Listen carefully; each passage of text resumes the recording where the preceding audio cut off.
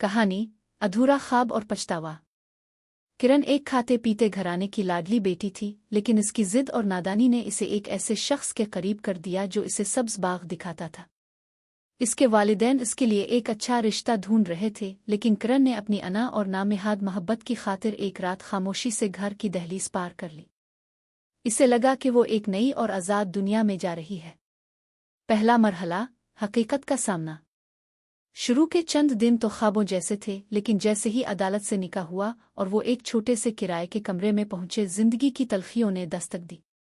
वो लड़का जो इसे शहजादी बनाकर रखने के वादे करता था, अब बात बात पर इसे ताने देने लगा कि जो अपने वालिदैन की ना हो सकी वो मेरी किया होगी।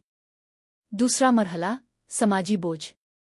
किरण ने अपने वालिदैन से राब्ता करने की कोशिश की, लेकिन बाप ने गुस्से और दुख में कह दिया कि हमारे लिए तुम मर चुकी हो। भाइयों ने शर्मिंदगी की वजह से गिल्ली से गुजरना छोड़ दिया।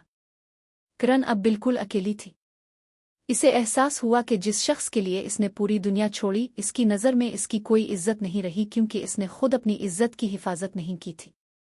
अंजाम, कुछ ही महीनों में वो मोहब्बत जिसके लिए इसने घर छोड़ा था, गुस्से और मारपेट में बदल गई।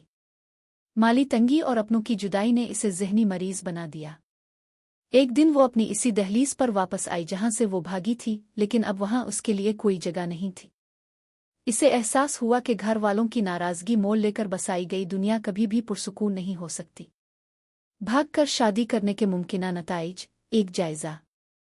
ऐसे फैसलों के बाद अक्सर लड़कियों को दर्ज झेल हालात का सामना करना पड़ता है। एतबार की कमी। शौहर और ससुराल वाले हमेशा शक की निगाह से देखते हैं कि जो लड़की अपने वालिदैन को धोखा दे सकती है, वो किसी के साथ भी मुखलिस नहीं हो सकती। सहारे का ख़त्म होना। मुश्किल वक्त जैसे बीमारी या तलाक में लड़की के पास कोई पनागा नहीं रहती, क्योंकि वो वालिदैन का दरवाज़ा खुद बंद कर चुकी होती है। माशी बदहाली।